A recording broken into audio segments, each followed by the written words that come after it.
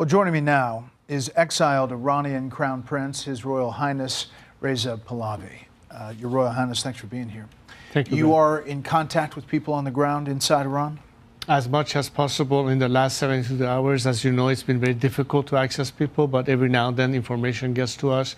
I was able the night before last to have a FaceTime moment with a few of the people who came right off the street to tell us how the situation was on the ground. I mean, awe and admiration in the courage that they have displayed. But the sad news is that we had more casualties in the last 2 days, 4 times the number of people who were dead as a result of the 9/11 terrorist attack. We're trying to get our head around that. What is the number? That About 12,000 plus. 12,000 plus. That's what we get so far. It might be more, but that's the minimum number that we know so far have been killed. Killed by the regime. This is not arrested. This is killed. We are talking about using military weapons, AK-47s, armored trucks to shoot to kill unarmed protesters. Their bodies are being picked up by bulldozers, and they charge each family for the bullet to be able to just retrieve the remains. It's abhorrent what's happening. Obviously, we have no way to verify that independently. We've had reports of 3,000, 4,000 plus. The president's talked about thousands. And he said that it's crossing this red line, and he's going to make a decision. You've been on record before opposing U.S. military intervention in Iran. Are your views different today?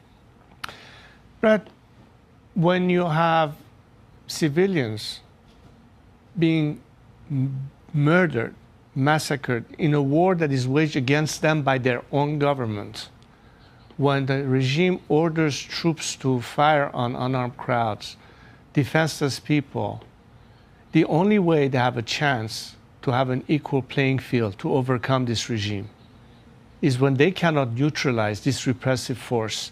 Some additional help is needed. I don't look this as an aggression to a country.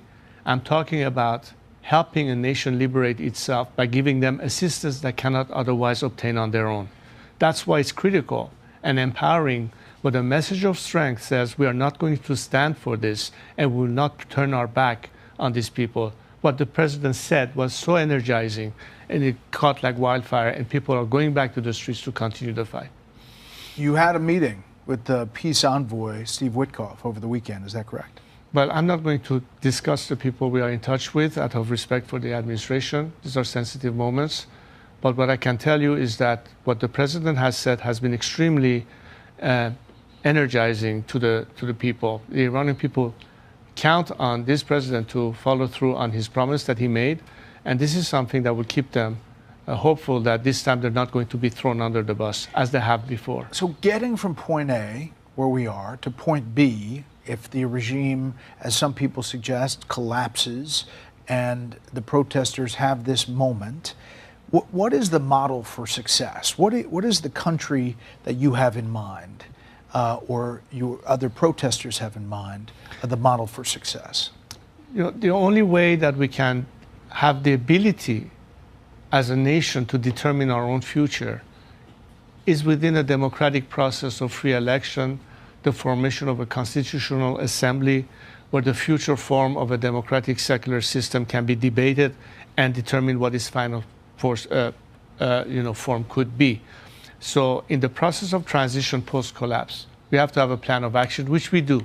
Have a comprehensive plan that addresses what needs to happen during that transition, how are we going to manage that process, what is the responsibility of an interim government to set the stage for that, and at the end, let the Iranian people, in complete transparency, debate what it is that ultimately they would like to opt for. But you yourself haven't been there since 1978, is that correct?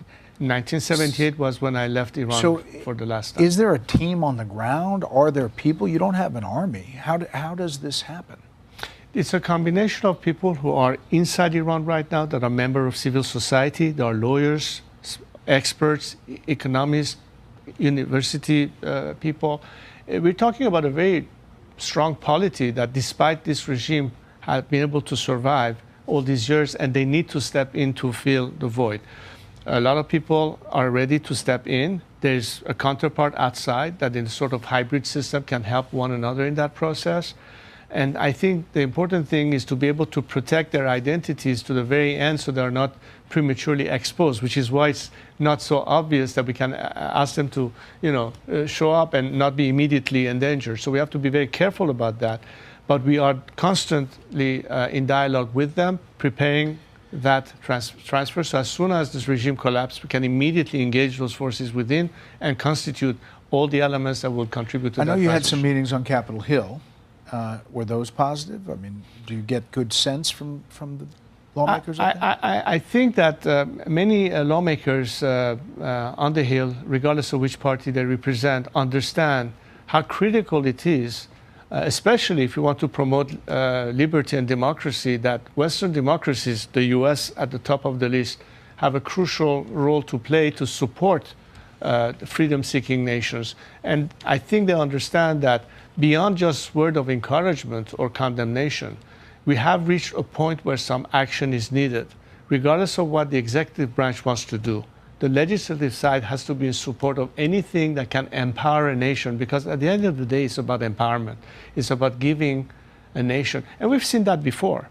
How did apartheid come to an end? Right. How did the Soviet Union collapse? But we also saw it in the Green Revolution, which didn't develop, and there was criticism that we as the US didn't do enough to help on the ground, 2009. It is true. Do you think this is the tipping point? It is very different. This is the moment. It is very different, Brett, because the demand now is not just economic hardship or shortcomings or lack of liberalization. We have come to the point where people are just fed up with this regime. They are saying death to the dictator. They want to liberate themselves.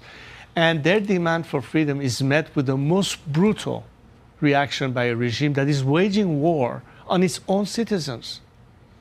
How else can we liberate ourselves when there's such degree of pressure without having, at some point, an element of backing and support from free nations that stand on the right side of history?